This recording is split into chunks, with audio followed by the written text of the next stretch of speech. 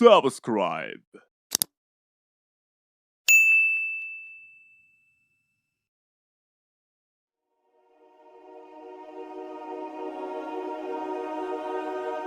کہ محبوب علیہ الصلوۃ والسلام نے محنت، تندہی، کوشش اور کدو کاوش کے ذریعے لوگوں تک پیغام حق کا ابلاغ کیا۔ سب سے پہلے حضور کی اہلیہ حضرت سیدہ خدیجہ الکبریٰ رضی اللہ تعالی عنہا ایمان لاتی ہیں۔ حضور علیہ السلام کے قریبی دوست، گہرے دوست حضرت سیدنا ابو بکر رضی اللہ تعالی عنہ ایمان لاتے ہیں۔ حضرت علی المرتضیٰ رضی اللہ تعالیٰ عنہ اگرچہ نو عمر ہے لیکن سینے پہ ہاتھ رکھ کے کہتے ہیں جان و دل فدا کروں گا حضور آپ پہ۔ حضرت بلال حبشی اسلام لاتے ہیں۔ حضرت عمار ابن یاسر، حضرت سمیہ، حضرت یاسر اسلام لاتے ہیں۔ 38 لوگ ایک ایک کر کے اسلام میں داخل ہو۔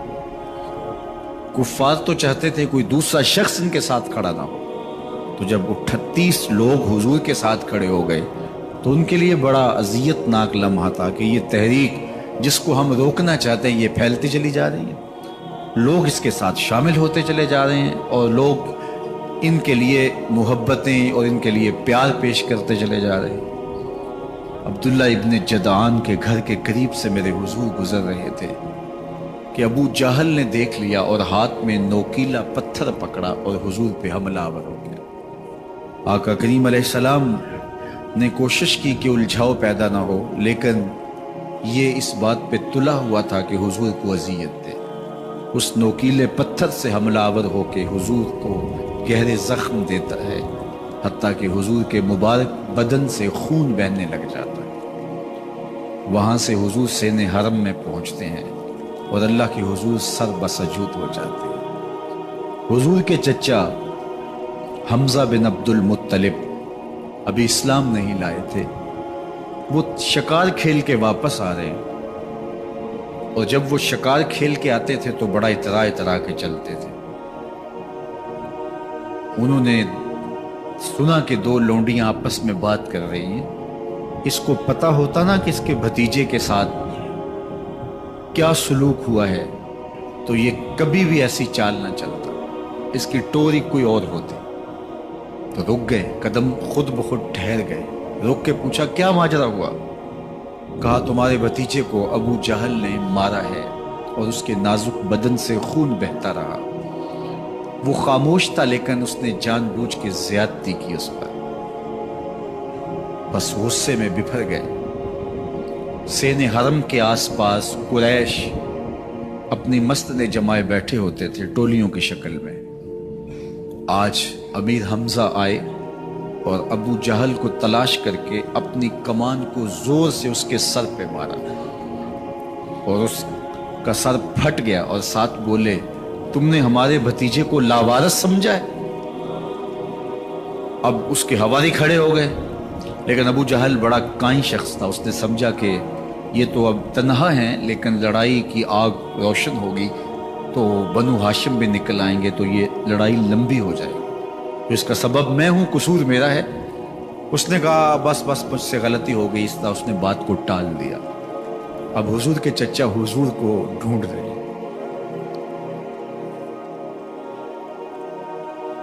سین حرم میں حضور علیہ السلام اللہ کے حضور سر بسجود ہیں۔ یہ پاس جا کے کھڑے ہو گئے، کہا یا ابن اخی، اے میرے بھائی کے بیٹے، اے میرے بھتیجے۔ لیکن حضور سر نہیں اٹھایا۔ اللہ کے حضور اپنے دکھڑے بیان کر رہے ہیں۔ اسی کسے دے کچھ نہیں لگ دے تے نہ کوئی ساڈا دردی۔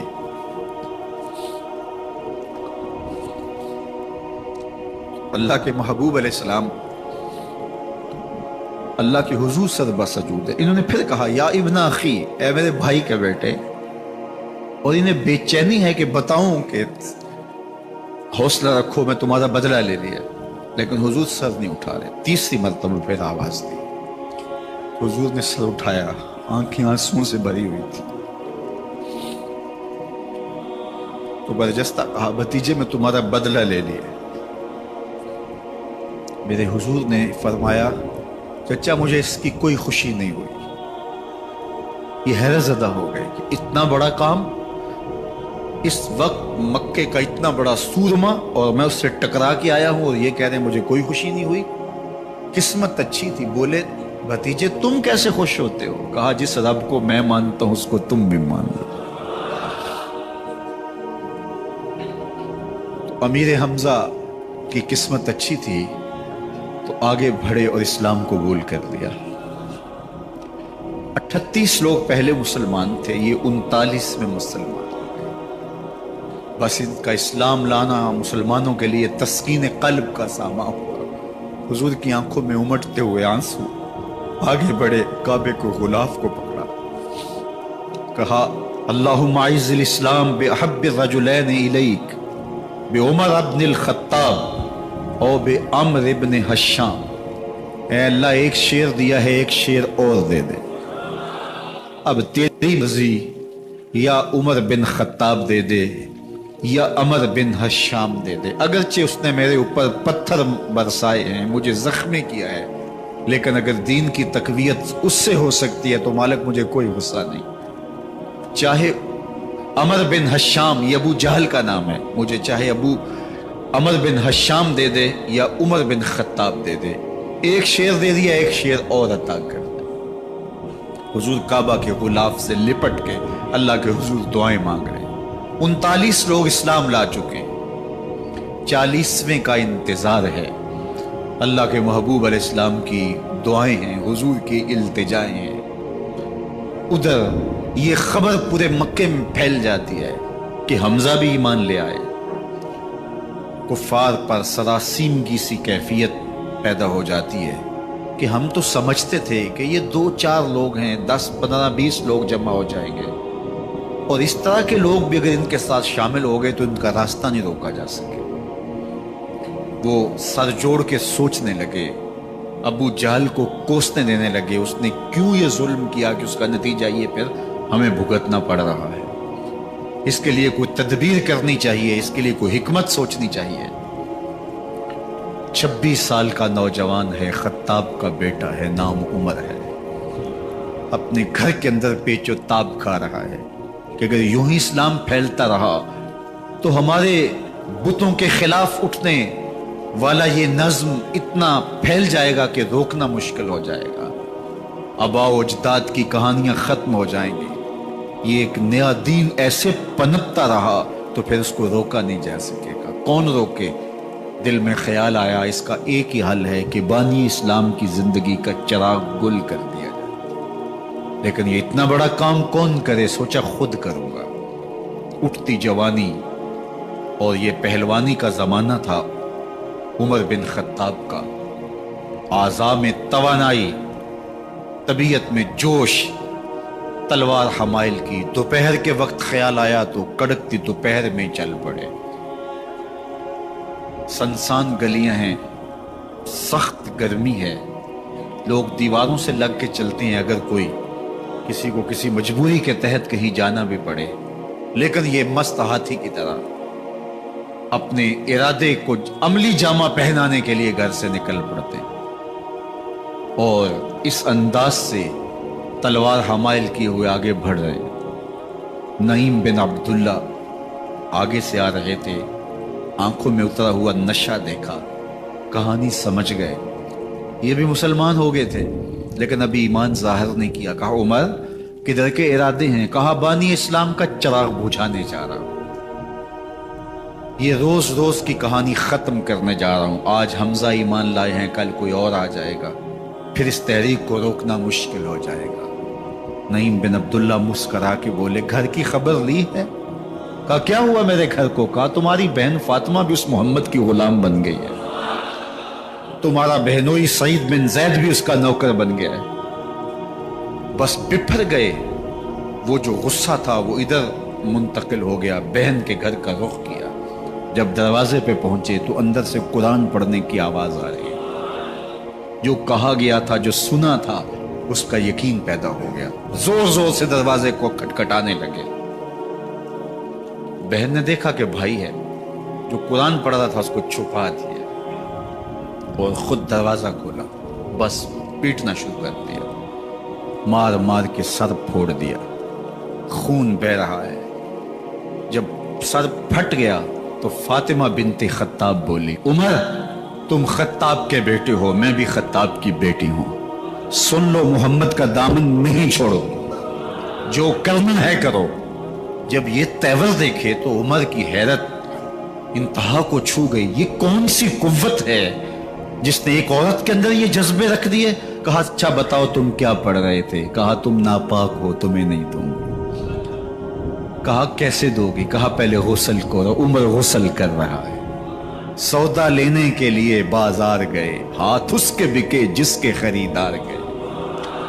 عمر غسل کر رہے ہیں، غسل کر کے باہر آئے تو بہن قرآن لے آئی، وہ کھجور کی چھالیں، وہ چمڑے کے اوپر لکھا ہوا قرآن سامنے رکھ دیا۔ عمر پڑھ رہے ہیں طٰہٰ ما انزلنا علیک القرآن لتشقیٰ، اے 14ویں کے چاند محبوب، قرآن اس لیے نازل تو نہیں کیا تھا کہ تو مشقت میں پڑ جائے، محبوب رحمت کے دروازے کھل رہے ہیں، کرم نوازیاں ہونے والی ہیں۔ عمر پڑھتے گئے، آنکھوں کے بندن ٹوٹ گئے، آنسو آنے لگے، ٹپ ٹپ آنسو گرنے لگے، عمر رو رہے ہیں، بدن کانپ رہا ہے۔ آئے کس ارادے سے تھے، اب حالت کیا ہوئی جا رہی ہے۔ اپنی بہن سے کہا، بہنوئی سے کہا، جس در کے تم غلام ہوئے ہو کبھی میں بھی اس در کا غلام نہیں ہو سکتا؟ عمر کی کہیں عمر نہ برباد ہو جائے، مجھے اس چوکھٹ پہ لے چلو۔ کہا چلو ہم اس دہلیز پہ لے چلتے ہیں۔ تلوار اسی طرح حمائل کی ہوئی ہے، حضور دار ارقم میں ہے، یہ اسلام کی پہلی درسگاہ ہے، حضرت ارقم کا گھر۔ مسلمانوں کی تعداد بہت تھوڑی، یہاں چھپ کر کے دین سیکھتے ہیں۔ حضور بھی وہاں تشریف فرما تھے، باقی اصحاب بھی وہاں تشریف فرما تھے، حضرت میرے حمزہ بھی وہاں تھے۔ دروازے کی درزوں سے دیکھا کہ عمر آ رہے ہیں، تلوار بھی حمائل کی ہوئی۔ صحابہ نے کہا عمر آ رہے ہیں، میرے حمزہ نے کہا کوئی پرواہ نہیں، آنے دو، اچھا ارادہ ہوا تو خوش آمدید کہیں گے، ارادہ اچھا نہ ہوا اس کی تلوار سے گردن کاٹوں گا۔ اللہ اکبر۔ جب دروازہ کھولا تو دو صحابہ نے بازوں سے پکڑ لیا، کندھوں سے۔ حضور نے فرمایا کندھے چھوڑ دو، کندھے چھوڑ دیے گئے۔ آقا کریم علیہ الصلوۃ والسلام نے ان کے گلے کے اندر جو کپڑا تھا اس کو پکڑ کے جھٹکا دیا، اسلم عمر، عمر اسلام لاؤ۔ اللہ اکبر۔ اور ساتھ حضور نے حضرت عمر کے دل پہ ہاتھ رکھے، اللہم اہد قلبہ، اللہ عمر کے دل میں ہدایت ڈال دے۔ بس یہ جملہ کہنے کی دیر تھی اور حضور کا ہاتھ پھرنے کی دیر تھی، اندر سے کفر دھلتا چلا گیا۔ اور عمر نے کہا اشہد اللہ الہ الا اللہ واشہد انک رسول اللہ۔ جب یہ پڑا کلمہ تو حضور کی زبان سے بے ساختہ نکلا اللہ اکبر، اور صحابہ نے بھی اللہ اکبر کہا، اور اس زور سے کہا کہ مکے کی گلیاں گونجنے لگی۔ اب عمر ایمان لانے کے بعد حضور کی خدمت میں حاضر ہو کے عرض کرتے ہیں حضور کیا ہم حق پہ نہیں ہیں؟ فرمایا ہم حق پہ ہیں۔ اللہ کا دین سچا نہیں ہے؟ فرمایا اللہ کا دین سچا ہے۔ کہا کہ آپ اللہ کے سچے نبی نہیں ہیں؟ فرمایا میں اللہ کا سچا نبی ہوں۔ تو فرمایا پھر ہم چھپ کے نماز کیوں پڑھیں؟ کہا کہ عمر تم جانتے ہو حکمت ہے، اتنے جو ہے وہ ہماری تعداد نہیں، اور کفار کا جور و ظلم و ستم۔ عرض کی حضور ہم کعبۃ اللہ میں جا کے نماز پڑھیں گے۔ مسلمانوں کی دو صفیں بن گئی، ایک صف کی قیادت امیر حمزہ کر رہے ہیں، ایک صف کی قیادت حضرت فاروق اعظم کر رہے ہیں، درمیان میں حضور چل رہے ہیں، اور روایات میں آتا ہے حضرت عمر چلتے جاتے ہیں اور ساتھ لا الہ الا اللہ پڑھتے چلے جا رہے ہیں۔ اور پھر جا کے وہاں پہنچے تو وہاں جو صنادید قریش تھے ان پر سختہ طاری ہو گیا۔ حضرت عمر رضی اللہ تعالیٰ عنہ جب ایمان لائے تو آپ نے ایک ایک کافر کے گھر کے دروازے پہ کھڑے ہو کے کہا، جب کوئی بھی شخص مسلمان ہوتا تو کفار اس کو مارتے، زود و کوب کرتے، ظلم کرتے، ستم کرتے، گھسیٹتے بازاروں میں، لیکن حضرت عمر ایمان لائے تو ایک ایک شخص کے دروازے پر کھڑے ہو کر کے کہا کہ تم کمزوروں کو مارتے تھے، میں تمہیں بتانے آیا ہوں میں محمد عربی کا نوکر بن گیا ہوں۔ بلکہ آپ نے اعلان کیا جس نے اپنی بیوی کو، بیوہ اور بچوں کو یتیم کروانا ہو اور اپنے ماں باپ کی کمر کو جھکانا ہو وہ عمر کے مقابلے میں آئے۔ اللہ اکبر۔ زنیرہ نامی ایک خاتون تھی، بہت کمزور، راوی کہتا ہے کہ اس کی ہڈیوں میں گودا نہیں تھا، عشق رسول تھا، اور اس کا ظالم آقا اس کو مارتا ہے، اور جب مار مار کے تھک جاتا ہے، ادھر سے عمر آ رہے ہیں، یہ اسلام لانے کے پہلے کی کہانی ہے، ادھر سے عمر آ رہے ہیں، تو اس نے کہا عمر تم جوان آدمی ہو تو یہ چھوڑتی نہیں ہے اپنے نبی کا نام، ذرا تم آؤ۔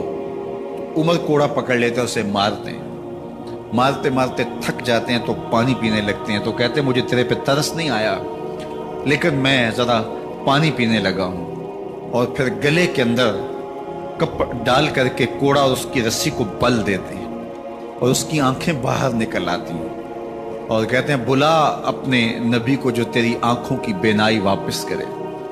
اللہ اکبر۔ تو اس نے آسمان کی طرف منہ کر کے کہا مالک میں کبھی بھی آنکھوں کی بینائی نہ مانگتی، لیکن اب تیرے نبی کی عزت کا سوال ہے۔ آنکھوں کی بینائی واپس ہو جاتی ہے۔ زنیرہ کو بڑا مارا، آج عمر گلیوں میں آنکھوں میں آنسو ہیں اور عجیب دلے بےتاب ہے، اور کہتا ہے آؤ بھئی میں حضور کا غلام بن گیا ہوں، تمہیں بتانے آیا ہوں۔ زنیرہ نے موڑ کاٹا تو آگے عمر یہ آواز دے رہے تھے۔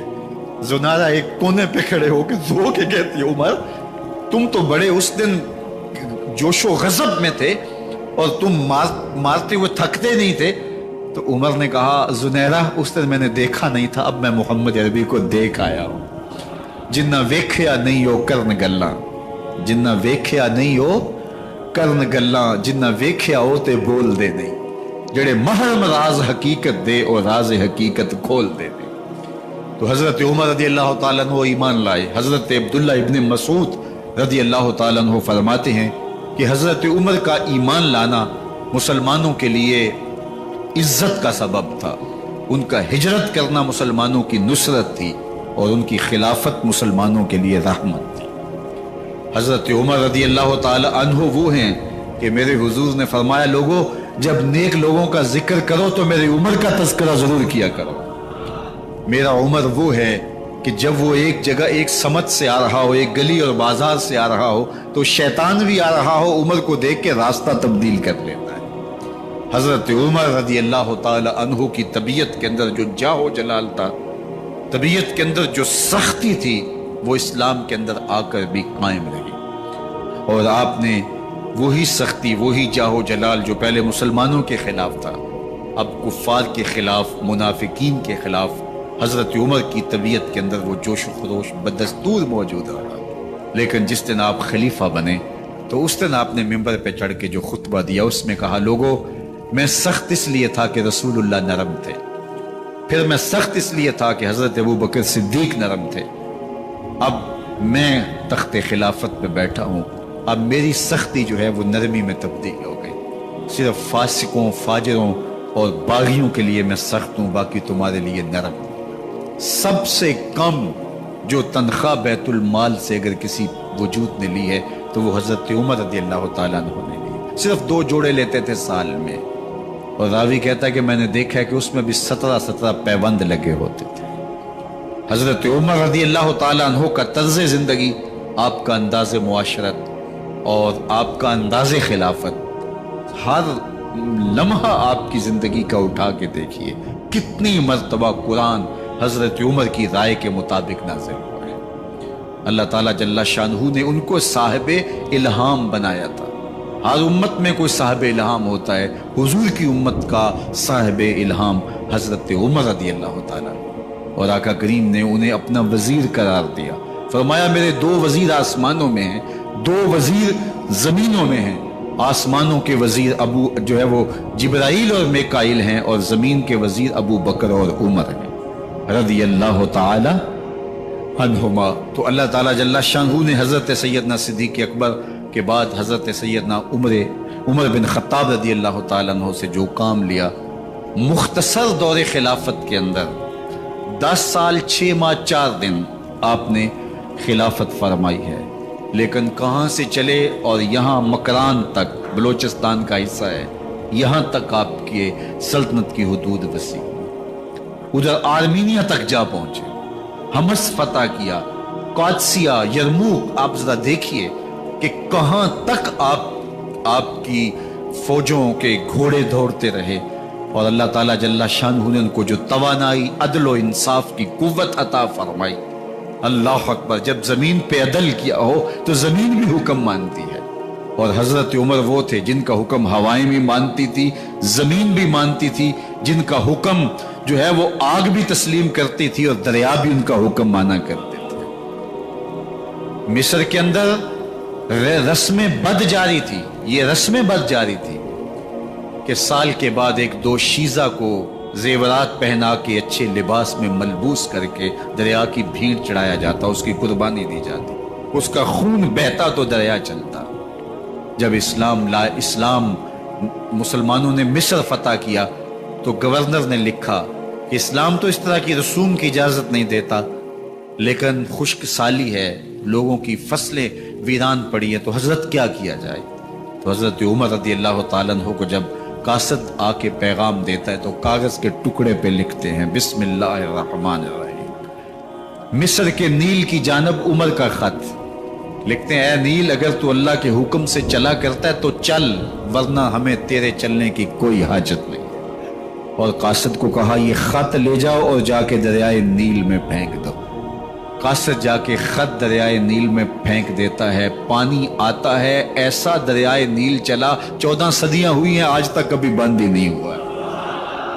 دریا حکم مانتے ہیں، آگ نکلتی ہے، لوگ حضرت عمر رضی اللہ تعالی عنہ کے پاس آئے، حضرت لاوا پھوٹا ہے، آگ نکل رہی ہے اور مدینے کی طرف بڑھ رہی ہے، اب کیا کیا جائے؟ فائر بریگیڈ تو زمانے میں تھی نہیں۔ عمر نے اپنی قمیض اتاری، جس قمیض پہ 17 پیوند لگے ہوئے تھے چمڑے کے، کہا یہ قمیض لے جاؤ، جدھر آگ بڑھ رہی ہے آگے ڈھالنا، آگ پیچھے بھاگ جائے۔ زلزلہ آتا ہے تو زمین پہ درڑا مارتے ہیں، زمین رک جا، کیا عمر نے تیری چھاتی پہ عدل نہیں کیا؟ تو یہ عمر ہیں رضی اللہ تعالی عنہ کہ جن کے انصاف کی وجہ سے، جن کے عدل کی وجہ سے اللہ تعالیٰ کی رحمات اور اس کی برکات کا نزول ہوتا تھا، اور اللہ تعالیٰ نے مسلمانوں کو وہ آبرومند حکومت دی۔ کائنات کی تاریخ کے اندر ایسی حکومت آپ نے نہیں دیکھی ہوگی جو حضرت عمر نے حکومت کی ہے۔ اللہ اکبر۔ فرمایا فرات کے کنارے پہ ایک کتا بھی پیاسا مر گیا تو اس کا حساب بھی عمر سے ہوگا۔ جب اتنے علاقے فتح ہو گئے تو ایک دن حضرت عمر بیٹھ کے رو رہے تھے، تو کسی نے کہا حضرت رو کیوں رہے ہیں؟ فرمایا کہ میں اس لیے رو رہا ہوں کہ فلاں پل سے بکریاں گزری ہیں، تو پل کے اندر شکستگی تھی، ٹوٹا ہوا تھا پل درمیان میں، اس میں ایک بکری کی ٹانگ ٹوٹ گئی ہے، تو میں ڈرتا ہوں کہیں اس کا حساب نہ لیا جائے، کہ میرا رب یہ نہ پوچھے کہ عمر تو نے پل صحیح تعمیر نہیں کروائے تھے کہ ایک بکری کی ٹانگ کیوں ٹوٹی ہے۔ یہ ہیں حضرت عمر رضی اللہ تعالی عنہ۔ اللہ اکبر۔ حضرت سیدنا عمر رضی اللہ تعالیٰ عنہ کی پوری زندگی آپ دیکھ لیجئے، آپ دن کو گھر میں بیٹھتے ہیں، دربار خلافت میں بیٹھتے ہیں، اور آپ کا دربار خلافت کیا ہے؟ کوئی عالی نصب محل نہیں ہے، مسجد نبوی کا صحن ہے، وہاں بیٹھ کے فیصلے ہو رہے ہیں۔ باہر سے سفیر آتا ہے اور آ کے پوچھتا ہے کہ میں امیر المومنین کے، مسلمانوں کے حکمران کے دارالامارہ میں محل میں جانا ہے، تو وہ مسکرا کے کہتے ہیں ہمارے امیر کا تو کوئی محل نہیں ہے۔ کہا کہاں ہے تمہارا امیر؟ کہا مسجد نبوی میں ہوگا یا بیت المال کی اونٹوں کی دیکھ بھالی کر رہا ہوگا، ان کی دیکھ بھال میں لگا ہوگا۔ وہ جب گئے تو مسجد میں نہیں ہے، اللہ اکبر، وہاں گئے تو وہاں بھی نہیں ہے۔ پھر کیا دیکھتے ہیں کہ عمر رضی اللہ تعالی عنہ جنت البقیع کے پاس ایک درخت کے نیچے اینٹ کا سرانہ رکھ کے سوئے، تو اس نے کہا عمر تو نے عدل کیا ہے، تجھے کچی اینٹ پہ بھی نیند آ گئی، ہمارے حکمرانوں نے انصاف نہیں کیا، اور وہ بند اور محفوظ کمروں کے اندر بھی سکون اور چین کی نیند نہیں سو سکتے۔ حضرت سیدنا عمر رضی اللہ تعالیٰ عنہ نے اس طرح ان امور سلطنت نبھائے۔ آپ دن کو لوگوں کی دیکھ بھالی کرتے، لوگوں کی ضروریات سنتے سمجھتے، اور جب رات پڑتی لوگ سو جاتے، عمر مدینے کی گلیوں میں پہرا دیتے۔ کائنات نے کوئی ایسا بھی حکمران دیکھا ہوگا؟ اللہ اکبر۔ وہ مجاہد جو مختلف محاذات پہ گئے ہوئے ہوتے، ان کے گھروں کی دیکھ بھالی کرتے، ان کی ضروریات کا خیال رکھتے، ان کی آبرو کا پہرا دیتے۔ راتوں کی تنہائیوں کے اندر حضرت عمر اٹھتے اور جا کے گشت کرتے، چکر لگاتے، دیکھتے کوئی آنکھ پر نم نہ ہو، مفلسی کا کسی گھر میں ماتم نہ ہو، لوگوں کی ضروریات کا خیال رکھتے۔ اللہ اکبر۔ ایک دن حضرت عمر رضی اللہ تعالیٰ عنہ ایک گھر کے قریب سے گزرے، घर से धुआं निकल रहा था। सोचा कोई मेहमान होगा, गुजर गए। थोड़ी देर के बाद फिर दोबारा उस गली से गुजर हुआ तो फिर धुआं निकल रहा था। फिर गुजर गए। 2 घंटे के बाद फिर दोबारा उधर से गुजरान हुआ तो फिर धुआं निकल रहा था। रात का पिछला पहर और अभी तक घर से धुआं निकल रहा है। उमर रज़ी अल्लाह ताला अन्हु ने दरवाजे को खटखटाया। अंदर से खातून की आवाज आई, इस वक्त कौन है? का एक मुसाफिर हूं, पूछना चाहता हूं तुम्हारे घर से धुआं क्यों निकल रहा है रात के इस पहर? कहा तुम्हें इससे क्या गरज? कहा नहीं, मुझे तशवीश हुई है। तो उसने कहा उमर की जान को रो रही हूं। हजरत उमर रज़ी अल्लाह ताला अन्हु ने कहा क्या हुआ? कहा कि खाने के लिए घर कुछ नहीं है, बच्चे जिद कर रहे हैं, हंडिया के अंदर पत्थर डाल करके मैं नीचे से आग दिए जा रही हूँ। बच्चों कहती हूँ थोड़ी देर है कि बच्चे थक के सो जाएंगे इंतजार करके। तो कुछ हो तो पके, और बच्चे हैं भूख से, शिद्दत भूख की वजह से सो भी नहीं रहे, और मैं यहाँ बैठी उमर की जान हो रही। हजरत उमर रज़ी अल्लाह ताला अन्हु वापस आए, घी का कनस्तर उठाया, आटे की बोरी ली और साजो सामान लिया। खादिम था आपका असलम बैतुल माल में। उसने हजरत ये सब कुछ मैं उठा लेता हूँ। कहा हशर के दिन मेरा बोझ उठाओगे? कहा नहीं, वो तो आपको उठाना होगा। कहा उमर को आज खुद ही उठाने दो। और उठा के उनके घर आए और घर आके उनको सब कुछ दिया। और फिर उसके बाद जब खाना तैयार हुआ, बल्कि रिवायत में आता है कि जब आग जला रही थी तो उमर झुक के चूल्हे में फूंके मार रहे थे। अल्लाह अकबर। उस खातून को नहीं पता कि ये कौन है, ये कोई अजनबी मुसाफिर है, मेरी मदद कर रहा है। फिर बच्चे जो है वो जब खाना खा के खुश हुए तो हजरत उमर रज़ी अल्लाह ताला अन्हु ने दिल में सोचा और कहा उमर, जिस तरह तूने बच्चों को रुलाया है आज उन बच्चों को हंसाओ भी। तो बच्चे बैठे हैं तो उमर कभी इधर जाते हैं कभी उधर जाते हैं। जिस तरह बच्चों को खिलाने के लिए जो है वो घुटनों के बल और हाथों के बल लोग चलते हैं, हजरत उमर यूं चलते हैं और वो बच्चे मुस्कराते हैं। जब बच्चे हंसने लगे, खाना खा चुके, उमर उस खातून से मुखातब होकर कहते हैं बहन देख उमर की बड़ी मजबूरियां हैं। फुस्तात, यरमूक, कहाँ कहाँ आर्मीनिया, कहाँ कहाँ सरहदों पे महाज पे लोग मौजूद हैं, उनकी देखभाल करनी, उमूर खिलाफत, क्या क्या मामले हैं। तन्हा अकेले बेचारे की जान है, वो नहीं ख्याल कर सका, चल तू उसे माफ कर।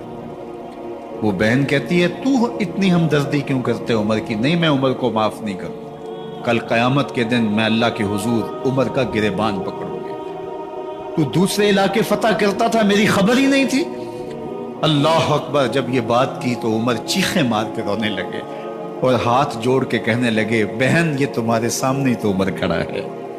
ये हजरत उमर थे रज़ी अल्लाह ताला अन्हु और अल्लाह के महबूब अलैहिस्सलातु वस्सलाम के खलीफा राशिद, दूसरे खलीफा। 10 साल 6 माह और 4 दिन आपने खिलाफत की। और तारीख कहती है अगर उमर रज़ी अल्लाह ताला अन्हु को 10 साल और मिल जाते, या मगरबी मुफक्किरीन कहते हैं कि अगर कायनात को एक उमर और मिल जाता, पूरी दुनिया पे मुसलमानों की हुकूमत, कहीं कुफर बाकी ना बचता। लेकिन बदबातन लूलू फिरोज नामी एक मजूसी गुलाम ने नमाज फजर पढ़ते हुए हजरत उमर बिन खत्ताब रज़ी अल्लाह ताला अन्हु पे हमला किया। जहर में बुझा हुआ खंजर आपके जिस्म में सरायत कर दिया। आप वहां से उठा के घर लाए गए और 4 दिन तक मुसलसल आप इस अज़ियत और तकलीफ में रहे। जब आखिरी वक्त आया तो अपने बेटे को बुलाया, कहा बेटा मैंने उम्मुल मोमिनीन सैयदा आयशा रज़ी अल्लाह ताला अन्हा से पूछा हुआ है कि मेरे मरने के बाद हुजूर अलैहिस्सलाम की कुर्बत में मुझे जगह दे दी जाए। हो सकता है मैं अमीरुल मोमिनीन मुसलमानों का खलीफा हूँ तो इस वजह से उन्होंने इजाज़त दे दी हो, जब मैं फौत हो जाऊँ तो ज़ाहिर खलीफा नहीं रहूँगा। तो फिर जाके उनको दोबारा कहना कि मेरे बाप का पैगाम है, अगर वो इजाज़त दें तो मुझे हुजूर की कुर्बत में दफन कर देना, और अगर वो इजाज़त ना दें तो फिर जन्नतुल बकी में मुझे दफन कर देना। जब हज़रत सैयदना उमर बिन खत्ताब रज़ी अल्लाह ताला अन्हु का इंतकाल हो गया तो आपके साहबजादे इब्न उमर हज़रत आयशा रज़ी अल्लाह ताला अन्हा के पास गए, कहा कि मेरे बाप का सलाम है आपके नाम। उन्होंने आपको जिंदगी में कहा था कि हुजरा अनवर में सैयदना सिद्दीक़ अकबर के साथ 2 गज जगह मुझे भी नसीब हो जाए, तो आपने इजाज़त दे दी थी।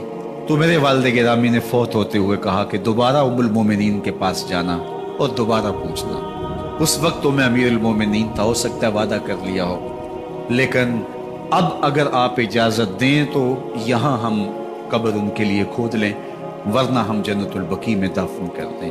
तो उम्मुल मोमिनीन सईदा आयशा रज़ियल्लाहु ताला अन्हा रो पड़ी और फरमाया ये जगह मैंने अपने लिए रखी थी, लेकिन उमर ने इस्लाम के लिए खिदमत इतनी की है कि मैंने खुद तरजीह दी है, इसलिए मैं इजाज़त देती हूँ कि यहाँ उमर को दफन किया जाए। अल्लाह अकबर। और फिर वहाँ हज़रत उमर रज़ी अल्लाह ताला अन्हु को दफन किया गया। ये कब्र मेरे हुजूर की है, साथ हज़रत सिद्दीक़ अकबर हैं, साथ हज़रत उमर फारूक रज़ी अल्लाह ताला अन्हु हैं।